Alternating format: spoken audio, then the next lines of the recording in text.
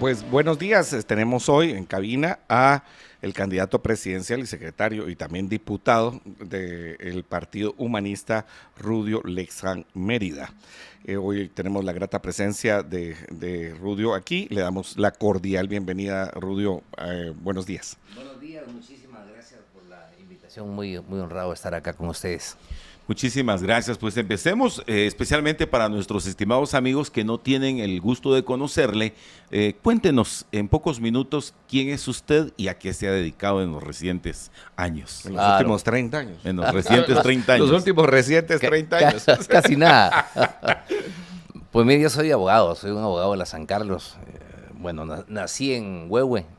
Lindo y querido. Huehuetenango. Ya me tocó la fibra más. Ya le toqué lo más sensible. Los O altos, O azules. Eso, los Cuchumatanes. Y bueno, a los ¿En dónde 10, en Huehue? ¿En la cabecera? En la cabecera, sí. Okay. Y salí de maestro de educación primaria urbana en el Instituto Alejandro Córdoba. Y claro, de ahí con 18 años me vine a estudiar Derecho aquí a la Universidad de San Carlos. Ah, se vino a la capital. Sí, no, Xela es un lindo lugar, ¿va? Claro, ustedes, pero por supuesto, me también. vine para la ciudad de Guatemala en una época complicada, estamos hablando de los 80. Ah, claro. Y a estudiar Derecho, a ustedes. Y en los 80. Y en los 80, ¿cuál derecho en los 80 si el régimen era militar? Y yo siempre les digo lo complicado que era para los patojos de 18, 19 años con la ilusión de ser abogados, y había un curso, todavía están esos cursos de ciencia política, ¿vale? Entonces en ciencia política había que explicar cómo eran los fenómenos de los golpes de Estado en esa época. Claro. Ya no se imaginan cuando estudiábamos Derecho Constitucional y cuál Constitución. Y bueno, ahí habían dos corrientes de pensamiento entre los jovencitos de esa época, y había gente que decía aquí la única manera de resolver las cosas del país es colgándose un fusil en el hombro y nos vamos a la montaña. Yo me quedé en el otro grupo, de los demás ya no supe nada. Pues bueno, entonces soy abogado de esa época, de los últimos 30 años, y he trabajado en el organismo, aparte del organismo legislativo, en el organismo ejecutivo. Mi primer trabajo fue el Ministerio Público, y por cierto, ejercí como fiscal del Ministerio Público en Huehue, y un poco complicado por ser uno de allá, ¿va ustedes? Y bueno, estuve en la Procuraduría General de la Nación, fui jefe de la sección de Procuraduría y Consultoría del Estado, subprocurador general de la Nación, fui director jurídico del Ministerio de Agricultura, un tiempo breve. ¿Bajo qué administraciones fue esto? En la época de la Fiscalía del MP, estamos hablando de los 90, era el gobierno de la democracia cristiana. En la época de la PGN ya era la época tipo 2000, 90 y qué sería, 96, 2000. Ok. No, 2000, 2004 era 2000, 2001, 2003, 2004. Era ¿El tiempo del FRG? del FRG, sí. Estuve en el MAGA, ya era la época de la UNE, pero yo era director jurídico, o sea, no eran Claro. esos no son cargos 100% políticos, son cargos más técnicos. Claro. Para los cargos políticos que yo he desempeñado es el Congreso, ¿a ustedes? Y la experiencia del Congreso. Y ahora, obvio, Rudio, te tenemos que preguntar, sí, cuál es, cómo has estado, por qué partidos has estado en el Congreso como diputado. Ok, bueno. Me pongo a ejercer mi profesión de abogado. Estamos hablando año 93, 92, 93, 94 estaba yo ejerciendo de abogado en Huehue precisamente, y ahí fue el golpe de Estado de Serrano Elías. Claro, en el 93. Y entonces se depura el Congreso y se convoca a elecciones, y yo no tenía partido, entonces tuvimos que venir a prestar un partido prestado, o sea, a cambio le doy los votos del Estado Nacional, porque no pudo cuajar la idea en esa época, porque sí estaba en el ambiente de que los comités cívicos pudieran postular candidatos a diputados. Y eso nos entretuvo. Finalmente tuvimos que buscar un partido, y entonces yo gané por un partido que se llamaba Unión Democrática, y solo yo gané por Huehue. Es decir, yo lo pedí prestado aquí, gané yo la de Huehue. Fue de Chea, fue la UD. Es correcto. Ok. Entonces, Era el secretario general Chea en ese momento. Sí. Porque ese partido posteriormente fue de Manuel Conderiana, hoy, eso hoy fue tu rival político. Eso fue mucho tiempo después. Claro. Bueno, yo entonces entro al Congreso, y estábamos hablando de septiembre del 94. Ahí se depura el Congreso, ya veníamos nosotros los nuevos diputados vestidos de primera comunión, no había que parecerse a los que se habían ido, para los que piensan que el Congreso no se ha depurado varias veces, ¿va ustedes? Y bueno, entonces, luego ya viene la próxima elección y por ese mismo partido encabezo el listado nacional y entonces entré yo por el listado nacional y el diputado que pusimos por Huehue, ya había crecido el 100% el partido y ese ya era el gobierno de Arzú. Cuando entramos en la etapa, cuando el gobierno de esa época entra en aquella fase de la privatización, para mí era un poco incómodo, bastante incómodo, porque la gente que yo representaba era el sector agrícola, campesino, de los municipios y el interior del país, y había un grado fuerte de oposición.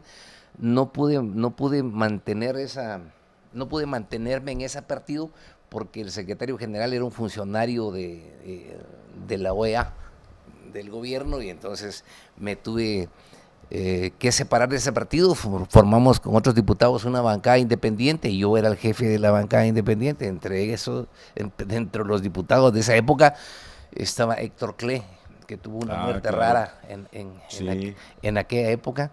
Y luego entonces vienen las elecciones del 99. Sí.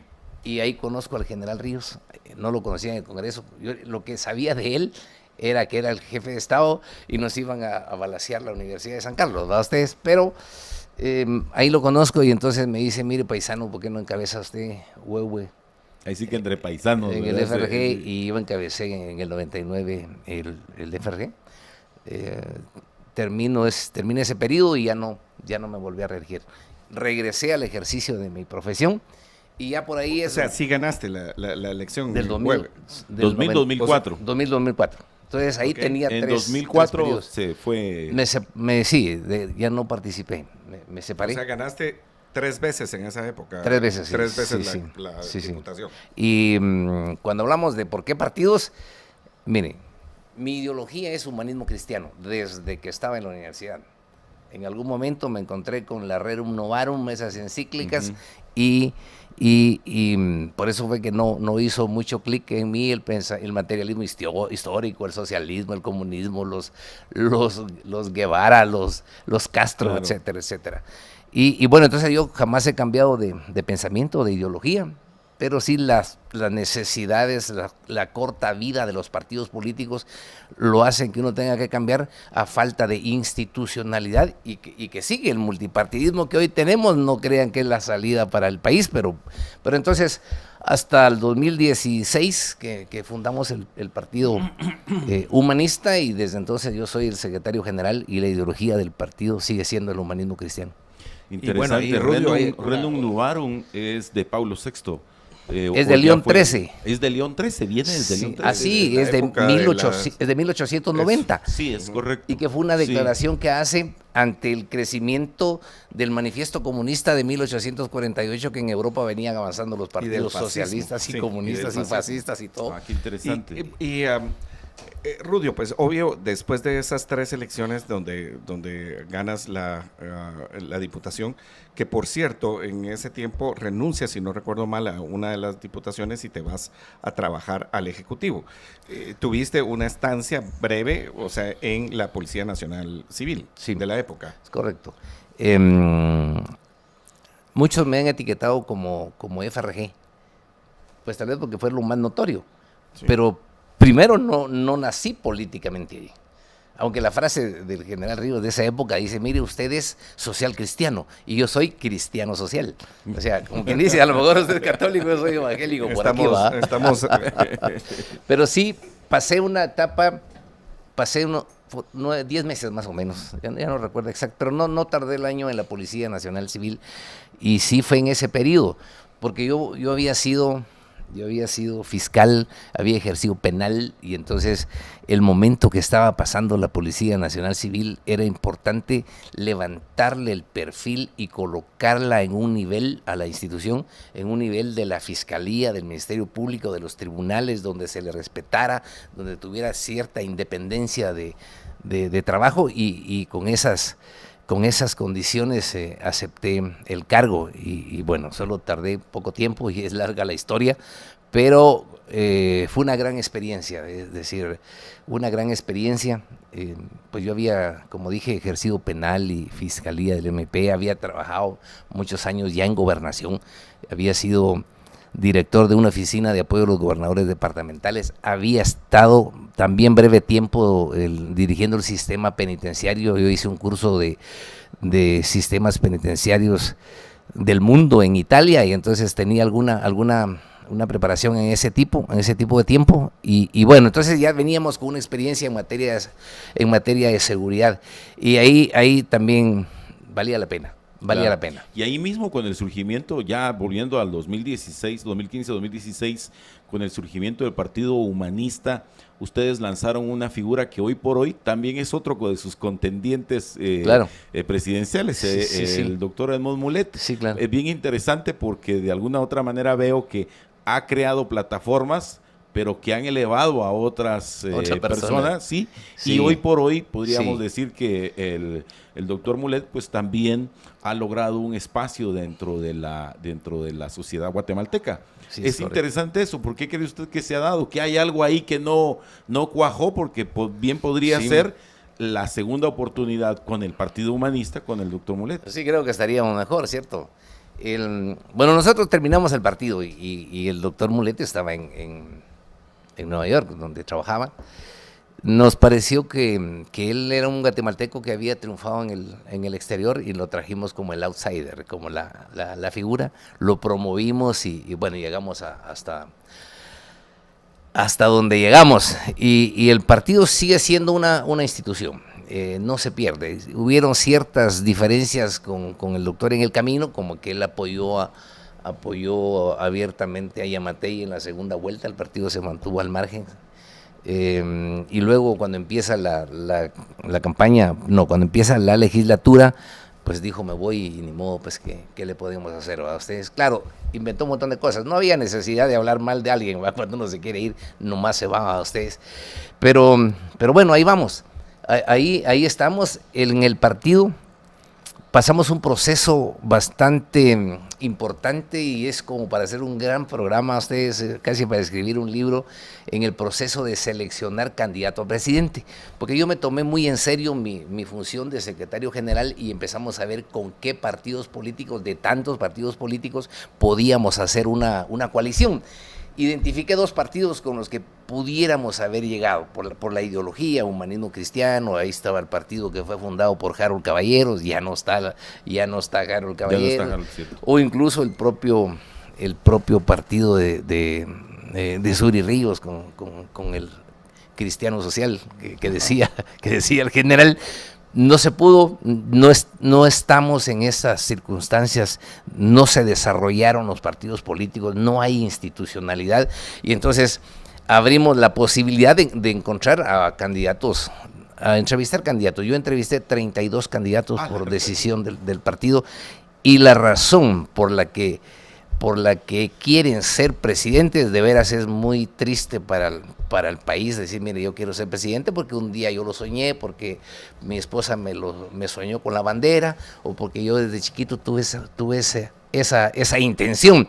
Y así usted va viendo cuadros, no conocen el país. Hay 2 circunstancias, 2 condiciones que nosotros poníamos para encontrar un buen candidato a presidente. Primero, que conozcan el país, que conozca cada municipio, cada cultura, cada pensamiento, que conozca nuestra multiculturalidad, que conozca nuestra Guatemala, sus calles. Imagino que no había mucho. No, gente de la capital, va, ustedes que no lo conocen, y que no es sencillo también conocerlo, y que no habían sido ni presidente del aula de estudiantes, ni de asociación de estudiantes, ni concejal, ni diputado, y toda esa cosa. Eso hay que hacerlo para que sea un buen candidato. El segundo aspecto que buscamos es que conozca el Estado, porque si no conoce el Estado, no tenemos tiempo para que un presidente vaya a aprender. No puede decir que anda en el segundo año, sigo aprendiendo para ser presidente. No, y además esos no son cursos por madurez, ¿va? Que tiene que sacar, sabe o no sabe, y desde el primer día, porque ser presidente, yo sí le tuve un gran respeto a la bandera. A pesar de que he hecho política toda mi vida, siempre tuve un gran respeto por esa figura, y a mí el camino me llevó hasta aquí. Después de ese proceso de buscar candidato, ya el partido dijo no, que el binomio salga del interior del partido, y eso fue lo que hicimos, porque había que tener un candidato. De la experiencia, algunos candidatos que de alguna manera ya podíamos haber creído que pudiera funcionar, cuando uno decía, bueno, vamos a tal lugar, no es así de sencillo, no están acostumbrados, yo me subo al carro y llego a Petén en 8 horas y sigo trabajando, por ya parte del proceso. Así que el partido entonces decidió, y yo soy el candidato a la presidencia de la República del Partido Humanista. Las credenciales son esas. He sido electo 2 veces diputado nacional. Organizar un partido a nivel nacional, por supuesto que hay que estar en cada municipio, hay que conocer cada rincón del país, sus carreteras, las medias carreteras, las malas carreteras, lo que no hay, y toda esa situación. Y por supuesto, conozco el Estado. La experiencia de seguridad, sí, el tema de seguridad, yo la dirigiría personalmente, ni siquiera un asesor, a ustedes, abogacía del Estado. Yo en la PGN dirigí 500 abogados, a ustedes, de los que están en la abogacía del Estado, con penal, administrativo, constitucional, con todas las áreas. Y yo creo que sí, perdón por la modestia, pero sí conozco el Estado, sí tengo la expertise necesaria, y sí conozco el país como para empezar a trabajar a partir del primer día. Excelente. Vamos a hacer un encuentro con nuestros amigos del patrocinio. Vamos a regresar y platicar en esta amena oportunidad con el candidato a presidente de la República de Guatemala, el licenciado Rudio Lexán Mérida. Ya volvemos.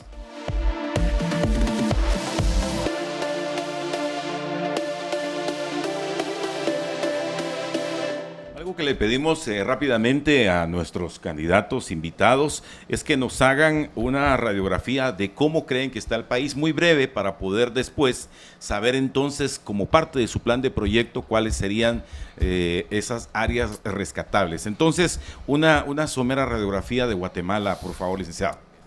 Complicado, ¿va? Mire, ¿por dónde empezamos? Es una lista de males de nutrición, tal vez lo que más duele, ¿va? Extorsión en el tema de seguridad. No hay hospitales, no hay centros de salud, no hay medicina, las escuelas tampoco funcionan, y hay pobreza. Y hay pobreza, no hay carreteras. Yo vivo viajando en vehículo y no hay carreteras.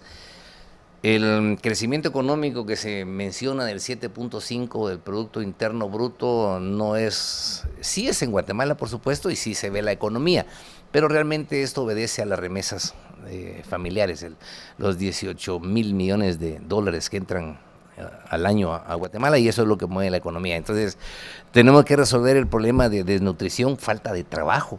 Estamos al 70% de desempleo, y aunque el Ministerio de Trabajo dice que es el 2%, pero no es cierto. Estamos como en el 70%. Pues usa ese dato de la gente que está empleada, pero subempleada, que es un dato, el subempleo, sí. Y la otra que está por cuenta propia, que está ganando menos que el mínimo, o claro, está ganando menos que lo que se gana en la formalidad. No, y cómo hacen el estudio. Yo cuando me dicen en el Ministerio de Trabajo, el ministro de Trabajo dice 2%, pero ni en los países más desarrollados. Entonces, hablé con los encargados del Instituto Nacional de Estadística, y me dicen, mira, nosotros lo hacemos así, tocamos la puerta y sale un jovencito y le preguntamos, ¿usted trabaja? Y me dice, no. Y entonces, ¿de qué vive? Pues de lo que mi padre o mi madre me manda a Estados Unidos. O sea que sí trabaja. y vamos a otro lugar y tocamos la puerta y dice, mire, ¿usted trabaja? No. ¿Y a qué se dedica? Pues yo voy a vender, aunque sea chuchitos, pero algo tengo que vivir. También trabaja. Entonces son datos falsos. Y así va la lista. Entonces son datos falsos. Tenemos que resolver el problema de la falta de trabajo. Entonces, si hablamos de una pobreza del 60, más o menos, a nivel nacional, es porque no funciona.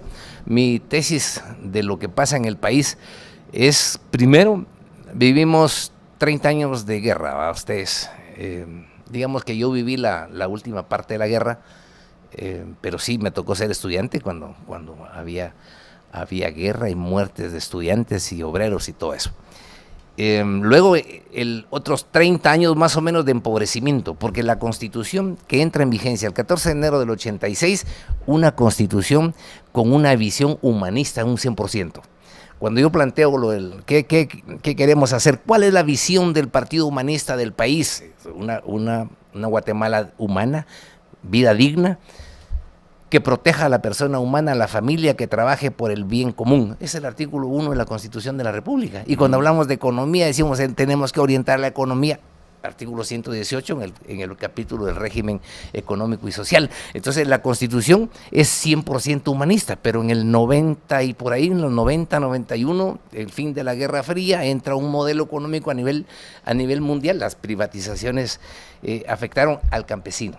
No quiero meterme en que si había instituciones malas se robaba todo ese tema, pero al campesino sí se sintió, perdió el financiamiento de Bandesa de aquella época. Banrural ya no fue lo que era antes, Digesa, que era la asesoría técnica. Bueno, tenía todo unas 5 instituciones por lo menos que eran los que apoyaban el campesino. Hoy no tiene nada. O sea que parte de la idea del Partido Humanista hoy por hoy es regresar a tener ese tipo de instituciones. No. Un banco del Estado, una dirección en el MAGA que ayude al campesino rural, que ayude con esa clase de situaciones, ¿o cómo, Rudy? Ok, para poder resolver eso, especialmente la pobreza. Nosotros planteamos primero seguridad. ¿Por qué? Ayer estuve en los mercados, y perdón que ahorita te contesto. Sí. He estado en muchos mercados, aquí en la capital y de otro lugar. Todos los comerciantes están pagando extorsión. Unos los dicen abiertamente, otros cargan seguridad, pero de la extorsión no se está librando nadie. Medianos, he hablado con grandes empresarios y también están pagando la extorsión. El asunto que mientras exista el pago a las extorsiones, el país no camina, porque la extorsión afecta al ser humano, al individuo en sí, porque no lo deja crecer económicamente. Y un señor me dijo, preocupadísimo, tengo pena, no sé cómo voy a conseguir los 7,000 quetzales que tengo que pagar de bono en junio, y si no nos matan. Esa es una realidad cruda. Podemos hacernos los locos y eludir un poco que no es cierto, pero es real. En mi colonia llega una señora a cobrar la extracción de basura, y cuando le pregunto por su esposo, dice, lo mataron porque no pudimos pagar la extorsión. Entonces estamos viviendo una etapa complicadísima. El Estado perdió el control en tema crimen, y hay que resolverlo, y hay que decirlo para poderlo arreglar. Entonces tenemos que resolver la seguridad. Resolverla no es complicada. Lo que sí es que necesitamos que el presidente la dirija directamente, porque hay un poder intermedio del Ministerio de Gobernación para la figura del presidente, que es donde se van colando esas grandes mafias y van haciendo lo que quieren con el país. Entonces tenemos que resolver la seguridad, pero eso es a partir del primer día de tomar posesión. Luego, ¿cómo salimos de la desnutrición, de la pobreza? Hay que trasladar las competencias administrativas, financieras, al departamento, al municipio. Yo planteo que la seguridad la debe dirigir en cada departamento el gobernador departamental, pero al trasladarles también las competencias de ejecución al gobernador, al alcalde, para que el alcalde tenga que hacerse cargo también de velar porque no haya hambre, porque no haya desnutrición, para que también tiene que ver la educación, la salud, todos los temas, ir viendo los temas. O sea, ser presidentitos a los gobernadores. Especialmente a los alcaldes y un presidente municipal, sí, que tengan facultades. No salimos. Al estilo México, más o menos sería con el concepto de un presidente municipal, pero un gobernador. Que tengan funciones. Que tenga más, pero ahora, con los famosos CODEDES, el gobernador juega un papel importante y desgraciadamente se ha llenado de corrupción, Rodrigo. Sí, yo hago la aclaración. Y les digo, yo quiero un señor gobernador. No los gobernadores que están, yo les tengo otro nombre, que no lo quiero decir aquí, pero para que no se enojen los gobernadores o ustedes. No son así, no. Un gobernador que se encargue de la seguridad, que se encargue de arte, cultura, deporte, si los bomberos tienen combustible en el departamento, un presidente en el departamento. Y no es un asunto de celos, es que lo necesitamos. No se trata de que por qué los vamos a delegar o que si son corruptos y toda la cuestión. La necesidad lo está haciendo. Es absurdo creer que un ministro de Gobernación va a seguridad. ¿Saben ustedes por cuántos mandos pasa el parte de un hecho? Digamos, es en un municipio, viene en cadena operaciones municipal, sub y director municipal, operaciones departamental, sub y departamental, todavía hay distrito, luego pasa por la dirección nacional con operaciones y varios cargos ahí. Son como 12 mandos para que llegue a la figura del ministro de Gobernación y ya regresa otra vez el qué hacer. Es complicado y es absurdo, no se puede. Pero igualmente pasa con la Secretaría de Seguridad Alimentaria, de aquí, con viáticos, con vehículos de aquí a resolver cada foco de desnutrición que ocurre en los 340 municipios del país, no funciona y tampoco es para creerlo. Eso hay que empezarlo a delegar. Hay una figura que a mí me gusta, que es la microrregión de desarrollo. O sea, hoy tenemos los Consejo Nacional, que es la estructura del desarrollo, las regiones de desarrollo, los consejos departamentales de desarrollo. ¿No serían estas como las zonas libres de comercio a través de las zonas especiales de desarrollo económico? ¿Algo similar podrían ser? Más que todo son parecidos, pero estas son más chiquitas. Más desarrollo, más desarrollo pequeño en su local, área. Digamos. Sí, pero tiene una función importante. Supongamos que vamos a hacer un proyecto de agua, que no hay agua, un proyecto de agua. Entonces, la comunidad dice necesitamos un proyecto de agua y el gobierno le va a decir, a través de su figura departamental o municipal, le va a decir, mire, como cuánto sale su proyecto de agua, y dice, bueno, más o menos 3, 4 millones. Y el gobierno le da el cheque y el presidente lo cambia y contrata albañiles, contrata trabajadores del lugar y compra los materiales, arena, piedra, lo que tenga que comprar en el lugar, y lo hace, y eso promueve ya el desarrollo económico interno. Luego liquida, y ahí todos estamos asustados del tema corrupción, y algunos me dicen, sí, pero se los va a robar. Y yo bromeando les digo, bueno, pero prefiero y no estos ministros de aquí, ¿va? Pero hay una garantía de que no lo van a hacer. El presidente de una microrregión de desarrollo es el papá de alguien, el esposo de alguien, el hijo de alguien, el hermano de alguien, y su credibilidad está en juego por unos cuantos centavos. Es mucho más difícil que lo vaya a hacer. Y así podemos mover la economía. Pero esto de alguna manera le quitaría o cómo se vería desde el Congreso de la República cuando los diputados de alguna manera han monopolizado el listado geográfico de obras. O sea, es como quitarles de la mano lo que ellos podrían hacer o parte de su deber, y que se traslade al poder local. Es que si funcionara como está el Estado, yo no le diría ningún cambio. Estamos bien, re bien. No estamos bien, hay que cambiarlo. Hay que reestructurar el Estado en algunas cosas. Pero Rudio, a mí me llama la atención lo que estás hablando, porque la verdad, o sea, lo que se nota en tu propuesta, en tu conocimiento, primero un conocimiento importante del Estado, de cómo funciona el Estado, y luego la otra parte es las carencias que tiene el interior del país. O sea, eso es una buena parte, y algunos de nosotros que tenemos relación con el interior del país nos damos cuenta de esto. Pero, o sea, por ejemplo, mucho de tu propuesta es hacer más grande al Estado, más fuerte. Aunque sea descentralizado, pero es hacer más fuerte el Estado. O sea, al gobernador darle más plata, aunque hemos visto que algunos gobernadores de veras se roban. Y les vale, perdón, Rudio, pero les vale madre, por no decir otra cosa, ¿sí? Les vale madre, ahorita que estamos a 2 días del Día de la Madre, ¿sí? Que robarse las cosas. O sea, les vale de veras, y no les importa que la gente esté ahí cerca, porque se mira cómo cambian de la noche a la mañana y después se perpetúan, porque uno pasa por Totonicapán, por decir un nombre, pasa por Alta Verapaz, y encontrás que esos que se han robado el dinero, ¿sí? Se han hecho multimillonarios. ¿Y quiénes son? ¿Cómo haces? O sea, porque la figura de la descentralización es una figura que de veras es loable, ¿sí? Pero cuando les das plata, ¿sí? Y sobre todo cuando les das mucha porque uno quisiera que no fueran constructores, pero este es puesto por un constructor que le asigna los proyectos y lo único que van a hacer es yo te diría, ojalá fuera a hacer proyectos. Lo único que van a hacer es asignarse proyectos que no se hacen. Entonces, pareciera ser que el modelo hay que cambiarlo. Hay que cambiarlo, pero es que hay que cambiarlo.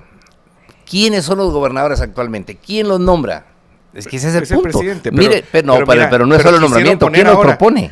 Sí, ahora es la sociedad civil. Sí, lo cual ¿quién? es otra complicación. Pero a la larga, ¿quién es? El chofer de un diputado del partido oficial. O sea, no tiene la personalidad de gobernador. Yo he visto gobernadores que... O sea que es un asunto de personalidad. Tendríamos que proponer que fuera electo democráticamente. Correcto, esa es la idea. Aunque eso requiere un cambio constitucional. Pero hay que hacerlo. Porque si no nos salimos de este círculo vicioso en el que estamos. Miren el efecto que tendría que el gobernador tuviera recursos y fuera la figura del departamento y fuera electo. Porque si vos sos el secretario departamental de un partido fuerte, no vas a buscar el Congreso, vas a buscar la gobernación departamental. Y si estás buscando la gobernación departamental y sos un líder, sos más responsable con la gente. Lo que pasa que los gobernadores de ahora nadie los conoce y no tienen compromiso con nadie. Entonces, cuando es electo, es una persona confiable del ser humano, del vecino, de todos los municipios, y entonces empezamos ya a mejorar la calidad. El efecto político consiste en que si el gobernador es el líder departamental del partido que ganó las elecciones, los diputados van a ser seguidores del gobernador, las reuniones ya no van a ser aquí en Guate, sino van a ser en el departamento. Ese liderazgo le va a hacer encontrar posibles soluciones a los problemas que va encontrando, les da forma de ley y él mismo se los prepara y se los da a los diputados para que la puedan pasar acá. Entonces cambiamos el nivel. Yo sí creo que hay que aventurarse al cambio y hay que estar más allá. Es un asunto de voluntad. También me han hablado, sí, pero eso ¿cómo se llama? Poder federado. Allá que mire las universidades, cómo lo estudiamos allá en las facultades de ciencias políticas. Yo lo que encuentro es la necesidad de hacer ese cambio. Miren, ¿quiénes son los ministros? ¿Quién es el ministro de comunicaciones para los que están acá en el partido oficial? Muchas veces no los conocen y no hay compromiso. El problema es que el ministro ejecuta los miles de millones, pero no tiene compromiso con la población. Y eso es lo que andamos buscando, que sea alguien comprometido. Cuando sucede un delito en cualquier lugar, el gobernador sabe quién fue, sabe qué pasó, el alcalde también, pero lo sabe porque la población les confía y le dice aquí pasó tal cosa, el alcalde tiene sus figuras además de los consejos comunitarios, alcaldías auxiliares, etcétera, se sabe. En cambio, la figura del fiscal, del juez y de policía no es confiable y nunca se enteran de la realidad de lo que pasó. De manera que queremos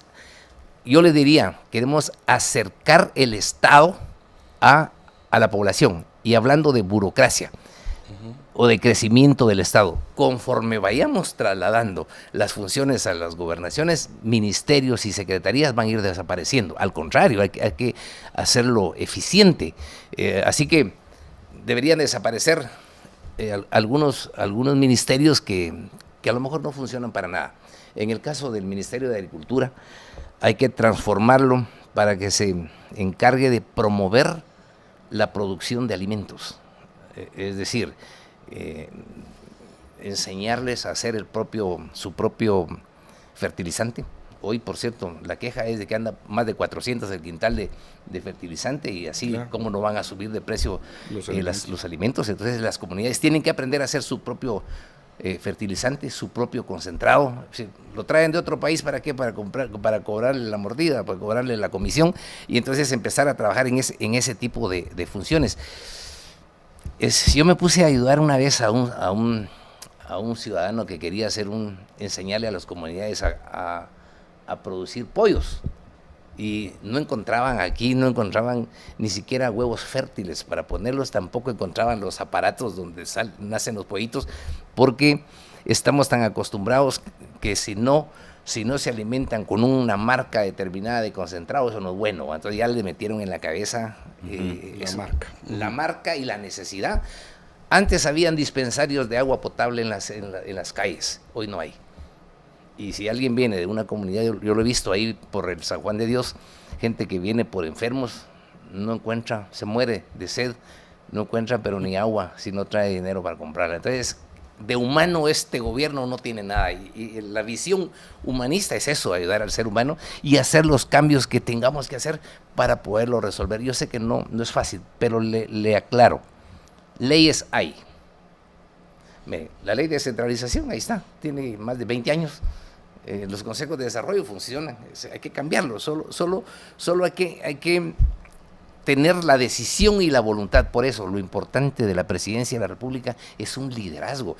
Yo concibo el presidente de la República como el líder nacional que decide a dónde va el país, hacia dónde lo vamos a llevar. Si estuviéramos bien en un grado de felicidad aquí, no hay necesidad ni siquiera de postularse a candidato. Hay que ser candidato para ir a resolver ese tipo de posiciones. Y ese liderazgo funciona en la descentralización, funciona en la seguridad, funciona en casi todo. Es un asunto de querer hacer las cosas y hacerlas bien y que todo sea para mejorar a la comunidad. Ok, vamos a ir rápidamente a un encuentro con nuestros amigos del patrocinio, también muy interesante sus opiniones a través de los diferentes chats que tenemos a su disposición. Ya regresamos.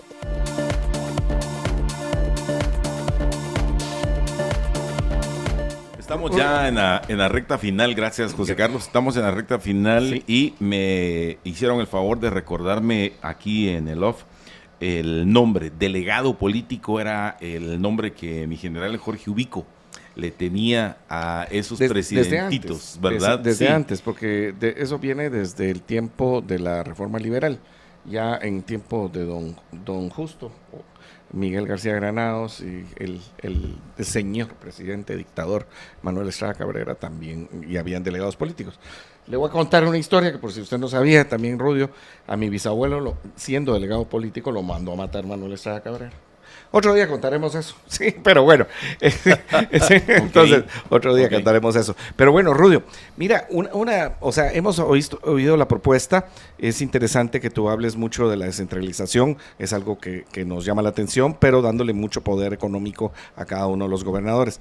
Yo quiero preguntarte acerca de los diputados, o sea, una bancada que ya casi no tira a ninguno, o sea, ya casi ninguno de los que, de las 6 personas que ganaron está en el Partido Humanista, no están intentando reelegirse. Por el otro lado está... ¿Ninguno de los 6? No, sí, sí. Hay 2. Sí, 2, sí. 2 de los 6. Guatemala. Sí. 2 de los 6. Bueno, obviamente Rudio no se está tirando a la reelección porque va para presidente, entonces sería 3 de 6 que se mantienen todavía en el partido, pero una de las cosas que llama de veras la atención son 2, una es la candidatura de Patricia Sandoval en Jutiapa y la otra que a mí siempre me llama la atención porque los diputados que son parientes del presidente no pueden ser diputados. Entonces, y tú llevas a tu hija, si no estoy mal, en Huehuetenango, y a tu esposa por el Estado Nacional. Entonces, eso quiere decir que sientes que vas a perder y que entonces van a entrar ellas. Es que, de veras, o sea, eso no lo entiendo. Es muy fácil. Cuando fueron las asambleas departamentales, todavía no era yo el candidato a la presidencia, es decir, se hicieron muy antes las elecciones y esos procesos caminaron. Yo técnicamente tuve que ser el sacrificado, yo sé que tengo las credenciales, porque uno de los 32 que entrevisté me dijo, lo que pasa es que si vos te pones como referencia, ninguno va a calificar. Y entonces ya por ahí empecé a oír, dije, bueno, tal vez tiene razón. En andas lo llevaron. Sí, empujado a usted. No, y hago la broma, digo, mire, yo no quería, pero aquellos son los que me vienen empujando. Pero es que no es sencillo. Entre nos, ustedes, hay un proceso interno. A mí me pasó. Hay un proceso interno. Entre nos y toda la audiencia. Sí, es entre nos, sí. Es un proceso interno. Es decir, tomar uno la decisión de buscar la presidencia de la República. Es un compromiso muy grande. A lo mejor por el concepto que yo tengo de lo que es la presidencia. No es un juego, no es para realizarle el sueño a nadie. Es un compromiso nacional de dirigir un país. No es sencillo. Ahora, cuando me puse a hacer temas ya de plan de gobierno y ver la seguridad, eso sí ya me asustó. Porque el Estado sí ha perdido totalmente el control sobre no hay gobernabilidad. Eso sí ya preocupa, porque de qué manera vamos a combatir el crimen. Las cárceles no funcionan. ¿Qué más? Yo planteo prevención del delito. Prevenir el delito. Miren, el MP le puede garantizar a usted que si a usted lo mata, Dios no lo quiera, lo mata a alguien, el MP le jura que va a encontrar al asesino y el juez va a dictar la sentencia. La prevención del delito, el Estado, a través del Ministerio de Gobernación, en este caso, le asegura que no lo van a matar. Es prevenir, es evitarlo. Y entonces la única manera de prevenir el delito, como están las cosas, es preparando una fuerza policial con una nueva doctrina del uso de la fuerza, en el que al enfrentarlos sepan para qué son las pistolas y del mismo calibre de los que usa el crimen y puedan disparar.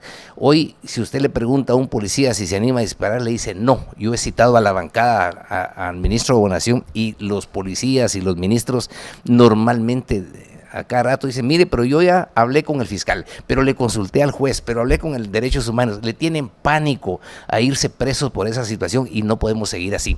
Yo sé que hay agentes malos, pero tenemos que crear una policía confiable, armada, preparada, mental, psicológicamente, físicamente, para perseguir delincuentes. Con otra academia sería eso. No tenemos tiempo para armar más academias. En la propia academia, rapidísimo, si tenemos que traer gente de otro país que quiera colaborar con nosotros para prepararlos. Pero en lo mental, porque si hoy día hay un enfrentamiento entre la policía y los delincuentes y se muere un delincuente, el policía se va preso. Y eso no puede suceder. Entonces tenemos que crear un mecanismo disciplinario interno. Es la inspectoría la que funciona dentro de la misma institución o del Ministerio de Gobernación, que va a calificar si hubo o no uso racional de la fuerza. Pero la prevención del delito implica y es lo que nosotros estamos planteando, la creación del Ministerio de la Juventud, que vamos a reestructurar lo que hoy es el Ministerio de Cultura y Deportes y transformarlo primero para que atienda talentos de los jóvenes, para quitarle el semillero de soldados del crimen que son los jóvenes. Si usted mira el titular de algún medio de comunicación, dice que de los estudiantes los están reclutando. Entonces nosotros queremos quitarle al crimen, hay que liberar, hay que rescatar del crimen a nuestros jóvenes y hay que atenderlos y hay que trabajar con ellos. Alguien ya me dijo que de cierta edad ya no se cambia, pero fundamentalmente tenemos que hacer el intento de prevenir el delito, que es la mejor manera de hacer seguridad. Bueno, nos tenemos que ir. Ya usted ha escuchado a Rudio Lexán Mérida del Partido Humanista como parte de esta labor informativa y de investigación que presentamos para todos ustedes. Les esperamos mañana a partir de las 6 de la mañana. Con permiso.